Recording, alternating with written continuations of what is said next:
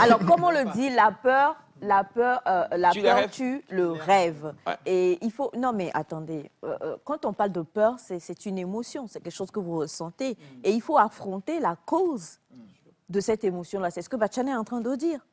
Mais il faut dire que la peur est à prendre sur deux points de vue. Parce qu'il y a la peur, par exemple, je prends l'exemple des serpents. J'ai peur des serpents et je ne vais pas, pour affronter cette peur-là, aller me mettre devant des serpents pour dire que je vais affronter ma peur. Non, c'est un danger éminent. Donc, comment est-ce que je dois faire? Regardez-le avant de parler, parce que c'est l'instigateur de cette théorie ici. Non, maintenant, sur un autre plan, Non. je peux... Pour les rêves, pour le je veux serpent. dire les ambitions. Comme on l'a dit que la paresse tue les ambitions, j'ai de grands rêves pour devenir, je veux devenir président de la République. C'est un grand rêve. Je sais qu'il y a beaucoup de choses qui sont impliquées. Maintenant, comment est-ce que je dois faire pour pouvoir devenir ça? J'ai peur, j'ai des choses dans la tête dont je me dis, comment est-ce que je dois faire? J'affronte des choses pour pouvoir y arriver. Donc, c'est à prendre, en tout cas, sur deux points de vue. Donc, la peur tue les rêves et l'ego tue la croissance. L'ego tue la croissance. Monsieur... Alors, l'ego tue la croissance, je le prends encore sur deux points de vue. Parce que l'ego tue la croissance sur le premier point de vue. Certains ont besoin de l'ego pour évoluer. Certains ont besoin de l'ego pour pouvoir affronter l'environnement dans lequel ils résident. Parce qu'il y a certains environnements où on vous rabaisse, on vous humilie, on vous dit des choses où vous-même vous êtes déboussolé. Vous n'arrivez pas à avancer. Là, vous avez besoin de votre ego pour remonter votre morale et avancer, percer les choses. Maintenant, le revers, c'est qu'il y a l'ego qui ne permet pas, d'accord, d'arriver à certains niveaux. Parce qu'on a besoin de l'humilité pour apprendre. C'est de là on parle ici, l'ego tue la croissance. Parce qu'à certains niveaux, quand on n'est pas humble, on ne peut pas apprendre de ces personnes qui sont peut-être, qui ont des choses qui doivent nous fournir pour pouvoir arriver à accomplir notre destinée.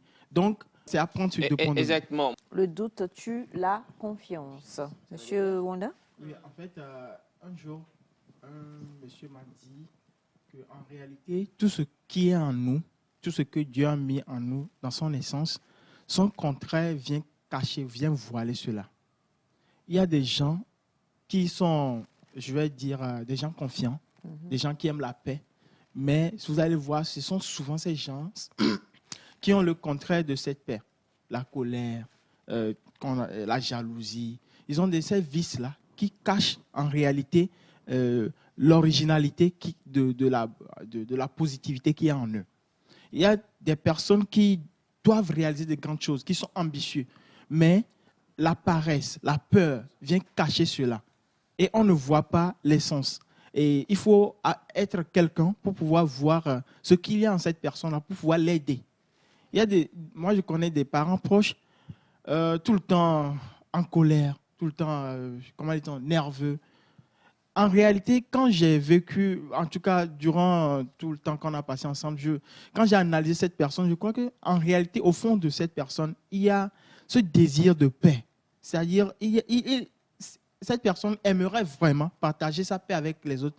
Mais comme cette personne ne sait pas comment exprimer cela, partager cela, vu les expériences de vie qu'il a eues, vu tout ce qu'il a eu à vivre, donc il y a eu le contraire qui a voilé l'originalité. Donc, vraiment, on doit travailler. Si nous voyons des vices chez nous, nous voyons des choses, on doit savoir qu'il y a vraiment le contraire chez nous. Moi qui manque de confiance, je dois savoir, moi qui ai le doute en moi, je dois savoir qu'il y a vraiment une grande capacité de confiance que je dois développer, qui est déjà en moi et que je dois développer.